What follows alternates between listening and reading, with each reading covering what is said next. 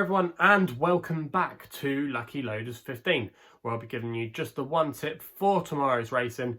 Now, before we get stuck into that, I've just got a few announcements I want to make. First of all, if you haven't done so already, make sure you check out the latest In the Saddle podcast, where I was joined by Mark Karosky, and our special guest for the latest episode was Sam Martin from Rain It In Racing. She joined us where we were reviewing the racing over the Christmas period, talking all things Kempton, Leopardstown, and also as well some anti-post Cheltenham picks that ran over the Christmas period. So if you want to listen to that, there'll be links to it in the description box below, where we've got all the major podcast platforms covered, including the likes of Spotify, SoundCloud and iTunes. So if you want to listen to it, just hit one of the links to them in the description box below. Also in the description box you'll see another link to a video that I've done with Shireen Wu and again Mark Karosky, where we were previewing the racing at Happy Valley in Hong Kong on Wednesday. We've made a few of them now with Shireen, and we've had some good success over there. Last time I tipped 2 winners, including a 9-2 nap, but in recent weeks I've tipped up a 9-1 winner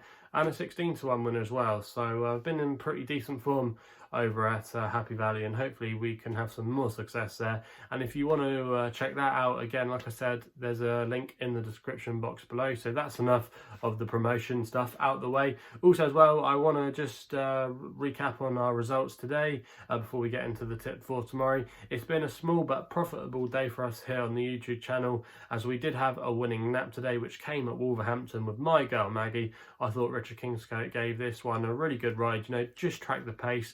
There was quite a lot of early pace from the get-go, but just sitting in behind it was definitely the right move. And then when she was asked to go and win her race, she was really tough and game, a typical Mark Johnston kind of battler, and in the end was able to hold on and prove that she could handle the step up in trip. So I hope some of you backed my girl Maggie there. We advertised her at 5-2, so that was a nice nap winner for us there. Also as well, we did have a couple of disappointments away from that. My selection group stage at Fakenham could only finish in 3rd place. Travelled well for a long way, but just didn't have the gears in the end to compete with the eventual winner and runner-up. So yeah, that was slightly frustrating there. And then the other selection, the Longshot Nazar, just ran at Wolverhampton in the 720, and I thought at one point we were going to be at least finishing in the frame, and I thought we might win it, but he just got swamped in the closing stages of the race. He was up there just tracking the pace throughout, you know, sitting in 3rd place. I thought he was travelling well. I thought he was in the ideal position. I thought he couldn't have done any more on the night, really. I thought George Downing rode him the way he likes to be ridden, you know, up there and be handy, but in the end the old boy just wasn't good enough on the day to repeat what he did last year, which is actually win that race again. So yeah, slightly frustrating there, but if you did get the 5-2 as recommended last night, it means we do come out with a small profit on the day. So at least we've got something to build upon now, and hopefully we can transfer that form with our only selection tomorrow. Now, like I said, I've only got one tip there tomorrow. We've only got Lingfield and Wolverhampton, and it's both meetings are fairly low grade stuff.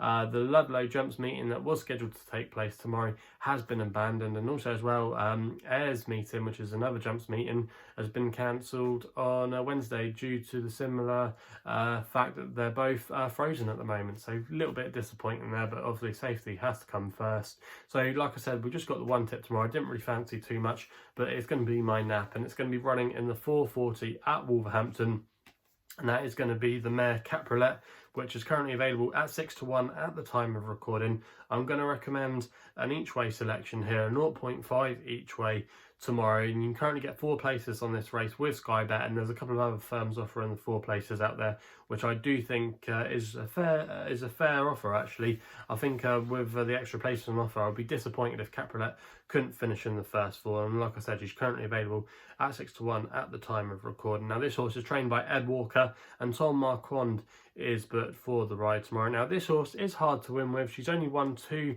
of her 21 career starts. However, I think she has been running quite well of late, and last time we saw her she finished in 4th place at Lingfield in a race actually that's not worked out too badly, because the 2nd place horse of Robin Brisland's Kodiak Harbour, subsequently after that race, did go on to win at Lingfield. He did let the form down the other day, that horse, but it's still a form boost, the fact that he was able to go and win on his next start. Also as well, the third place horse has come out and run a good race since, so I don't think it was a bad little race that, despite our selection being beaten a little bit by the main protagonist there. But the mare, our selection, has been dropped a pound now to a mark of 68, which I think's fair enough and still a very workable mark. She's a very consistent type. She often runs her race. She's made the frame a couple of times so far since she came back for an autumn-winter campaign. She finished second at Kempton a few starts ago, so that's not too bad there. But I think the main thing why I quite fancy her to run well tomorrow is going back down in trip to a mile. I'm not sure she's quite effective over 10 furlongs. She has won over the trip before, but I think over a mile this will be a little bit more comfortable for her. And there's not going to be too much pace here in the race tomorrow. There's only one or two that like to get on with things, and the way that Capriolette likes to run, be handy, doesn't always have to make the run and can just sit behind the pace. I think the race might develop in her favour tomorrow, you know, and Tom Marquand's got a very good record with one on her at Nottingham when she's won in the past before, you know, and I think there's quite a lot to like about her running a good race tomorrow. She's got a good draw tomorrow from stall 8, which wouldn't be a negative in my opinion, in the middle of the field, you know, so I don't think that's an issue. We know this horse anyway would have to go forward, and I just think if she can go forward tomorrow, there's a few in here that like to go quite hard, and if they do, it might just set up for her. She might be able to get a first run on the field, and hopefully she could use that stamina where it comes into play to be least involved in the finish. And I think at 6 to 1, that's a fair price there, and I'll be disappointed if she couldn't finish in the first 4. So not an absolute certainty that I'm putting up tomorrow, but I think there's quite a reliable bet there, and I think she could still be good enough to win at 6 to 1. So that's why I'm recommending an each way selection there. I'll be, like I said, disappointed if she couldn't finish in the first 4, and I'm hoping Tom Marquand and Ed Walker can give us a winner in the 440 at Wolves. So that's Capriolette in the 440 at Wolves, 6 to 1 each way, 0.5, and that was available at the current time of recording of just after 7:30. And the 4 places are available with SkyBet at that price. So yeah, that's the only tip for tomorrow's racing. If you're enjoying these videos, please remember to hit the subscribe button. I really appreciate all the support you give me, and remember to hit the thumbs up as well. Also as well, if you want to follow me on social media, the best place to do so is on Twitter, where my handle is at LuckyLoader15. And if you want to find out a little bit more about my career in journalism, make sure you head to my website, which is www.chrisloaderracing.co.uk. So please gamble responsibly. Hopefully we can have a winning nap tomorrow, and we'll be seeing you soon.